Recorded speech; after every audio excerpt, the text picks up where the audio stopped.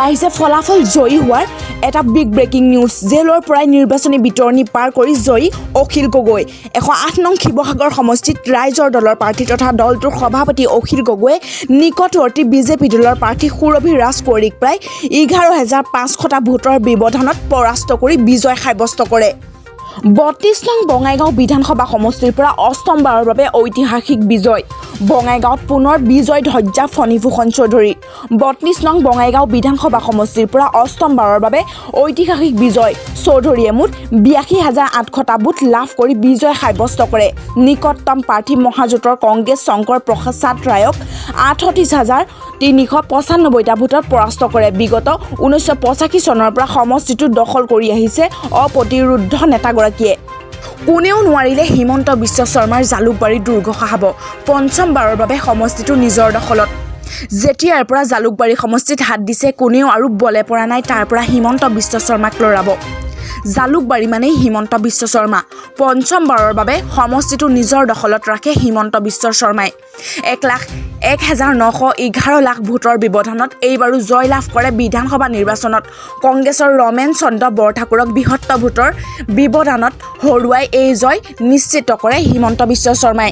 টুইটযোগে নিজৰ বিজয়ৰ কথা সদৰি কৰি প্ৰধানমন্ত্ৰী নৰেন্দ্ৰ মোদীক ধন্যবাদ জনোৱাৰ লগতে গৃহমন্ত্ৰী অমিত শ্বাহ, বিজেপিৰ ৰাষ্ট্ৰীয় সভাপতি JP নড্ডাকো ধন্যবাদ জ্ঞাপন কৰে। উল্লেখ্য যে এইবাৰৰ 2021 বিধানসভা নিৰ্বাচনৰ এই যে হয়তো সৰ্ববৃহৎ ব্যৱধানৰ বিজয়।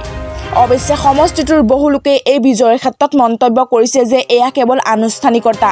জালুকবাৰীবাসীৰ বাবে হিমন্ত বিশ্ব শৰ্মাই বিধায়ক আছিল, আছে আৰু থাকিব। অঞ্জন দত্তৰ কন্যা অংকিতা দত্তক হৰুৱাই হাঁহি অক্ষুণ্ণ মিত্ৰজোঁটৰ প্ৰাৰ্থী প্ৰদীপ হাজৰিকাৰ।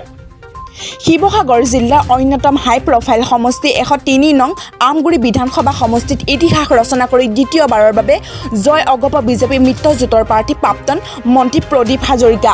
নিকটতম প্ৰতিদ্বন্দ্বী কংগ্ৰেছ দলৰ যুৱ প্ৰাৰ্থী অংকিতা দত্তক প্ৰায় 6,000 ভোটৰ ব্যৱধানত পৰাস্ত কৰি একেৰাহে দ্বিতীয়বাৰৰ বাবে সমষ্টি দখল কৰিবলৈ সক্ষম হৈছে অগপৰ প্ৰাৰ্থী প্ৰদীপ হাজৰিকাই। উল্লেখযোগ্য যে জিলাখনৰ 103 নং আমগুৰি বিধানসভা সমষ্টিত বিগত কেইবাটাও দশকত একেৰাহে দুবাৰ বিধায়ক নিৰ্বাচিত হোৱাৰ নজিৰ নাই। প্ৰাণিধানযোগ্য যে প্ৰদীপ হাজৰিকা চাৰিবাৰৰ বিধায়ক।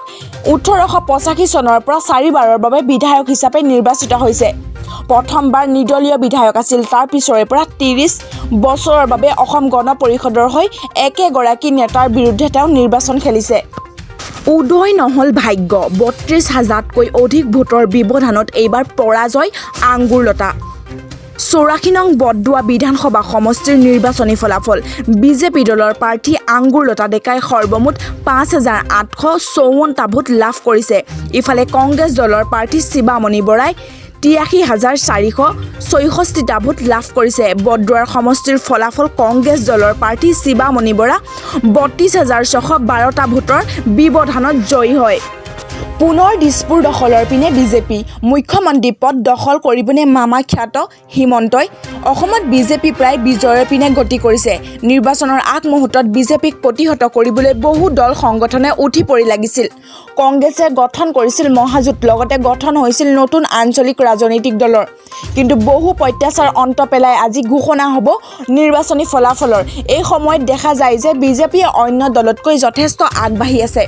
কিন্তু জয়লাভ কৰাৰ পিছতো মুখ্যমন্ত্ৰী পদৰ প্ৰাৰ্থিত্ব দিয়াৰ ক্ষেত্ৰত হয়তো অসুবিধা আহিব পাৰে, কিয়নো বিজেপি দলে এতিয়ালৈ ঘোষণা কৰা নাই মুখ্যমন্ত্ৰী পদৰ বাবে প্ৰাৰ্থী। বৰ্তমানৰ মুখ্যমন্ত্ৰী সৰ্বানন্দ সোণোৱাল আৰু মন্ত্ৰী হিমন্ত বিশ্ব শৰ্মা আছে মুখ্যমন্ত্ৰী পদৰ দৌৰত। বহু সময়ত সংবাদ মাধ্যমৰ প্ৰশ্নত দুয়োগৰাকী নেতাই কয় যে মুখ্যমন্ত্ৰী পদৰ বাবে দলে গ্ৰহণ কৰিব সিদ্ধান্ত। ইয়াৰ মাজতে বিজেপিৰ উপ সভাপতি তথা বিজেপিৰ ইনচাৰ্জ অফ অসমৰ জয় পাণ্ডেক অসমৰ মুখ্যমন্ত্ৰী সম্বন্ধে প্ৰশ্ন সোধাত কৈছিল যে দলৰ ঊৰ্ধ্বতম বিষয়াই ল'ব সিদ্ধান্ত। মুখ্যমন্ত্ৰী সৰ্বানন্দ সোণোৱালে দলৰ হৈ বিভিন্ন কাম কৰি নিজৰ দায়িত্ব পালন কৰাৰ চেষ্টা কৰাৰ বিপৰীতে মন্ত্ৰী হিমন্ত বিশ্ব শৰ্মায়ো বিজেপিৰ এগৰাকী বিশিষ্ট নেতা হিচাপে জনাজাত হয়। নেতা হিমন্ত বিশ্ব শৰ্মাই কোভিডৰ সময়ত আগবঢ়োৱা সেৱাৰ লগতে স্বাস্থ্য আৰু শিক্ষামন্ত্ৰী হিচাপে যি কাম কৰি গৈছে তাৰ যোগেদি অসমৰ জনতাৰ মাজত এক বিশেষ স্থান দখল কৰিবলৈ সক্ষম হয়। তদুপৰি একাংশ লোকে বিশ্বাস কৰে যে কংগ্ৰেছৰ শাসনত থকা অসমত বিজেপিক প্ৰতিষ্ঠা কৰাত হিমন্তই দিছে যথেষ্ট অৰিহণা। গতিকে গতিকে মুখ্যমন্ত্ৰী পদৰ প্ৰাৰ্থী নিৰ্ণয় কৰাটো বিজেপিৰ বাবে বৃহৎ প্ৰত্যাহ্বান হিচাপে দেখা দিব। তদুপৰি হিমন্ত বিশ্ব শৰ্মাই সমগ্ৰ উত্তৰ পূবত বিজেপি দলৰ ৰাজহাড় হিচাপে কাম কৰা বুলি একাংশই বিশ্বাস কৰে। কিন্তু দলৰ ওচৰত সৰ্বানন্দ সোণোৱালক মুখ্যমন্ত্ৰী পদৰ পৰা আঁতৰ কৰাৰ বাবে কাৰণ থাকিব লাগিব। বিজেপিৰ সূত্ৰই প্ৰকাশ কৰা অনুসৰি সোণোৱালৰ এখন ভাল ছবি দেখা পোৱা যায়, কিন্তু শৰ্মাৰ দৰে দলৰ ভিতৰত তেওঁ হাত দীঘল মানুহ নহয়। লগতে মন্ত্ৰী শৰ্মাই ভাৰতীয় জনতা পাৰ্টীত দিয়া যোগদানৰ বাবে পুৰস্কৃত কৰিব লাগিব, যি দলে প্ৰতিশ্ৰুতি কৰিছিল। অৱশ্যে এতিয়াও শেষ হোৱা নাই অসম বিধানসভা নিৰ্বাচনৰ ভোট গণনা। বৰ্তমান সময়ত নিশ্চিত জয়ৰ পিনে আগবাঢ়ি গৈছে বিজেপি। গোৱালপাৰা জিলাৰ 4টা বিধানসভা সমষ্টিতে এইবাৰ কংগ্ৰেছ দলৰ বৃহৎ জয়। গোৱালপাৰা পূব সমষ্টিত কংগ্ৰেছ দলৰ প্ৰাৰ্থী বিধায়ক AK ৰছিদ আলমৰ 45,000 অধিক ভোটত জয়লাভ কৰে। গোৱালপাৰা পশ্চিম সমষ্টিত কংগ্ৰেছ দলৰ প্ৰাৰ্থী বিধায়ক আব্দুল ৰছিদ মণ্ডল 50,000 অধিক ভোটত জয়লাভ কৰে। অগপ দলৰ প্ৰাৰ্থী শ্বেখ শ্বাহ আলম পৰাস্ত কৰে বিধায়ক আব্দুল ৰছিদ মণ্ডলে। জলেশ্বৰ সমষ্টিত কংগ্ৰেছ দলৰ প্ৰাৰ্থী আফতাৰ উদ্দিন মোল্লাৰ জয়লাভ 21,000 অধিক ভোটত জয়লাভ কৰে। পৰাস্ত কৰে AYDFৰ দলৰ প্ৰাৰ্থী ডক্টৰ ৰেজা আমিনক। গোৱালপাৰা জিলাৰ দুধনৈ সমষ্টিত কংগ্ৰেছ দলৰ প্ৰাৰ্থী যাদৱ স্বৰ্গীয়াৰীয়ে অলপ ভোটৰ ব্যৱধানত পৰাস্ত কৰে বিজেপি দলৰ প্ৰাৰ্থীক। 2100 ভোটৰ ব্যৱধানত জয়লাভ কৰে কংগ্ৰেছ দলৰ প্ৰাৰ্থী যাদৱ স্বৰ্গীয়াৰীয়ে।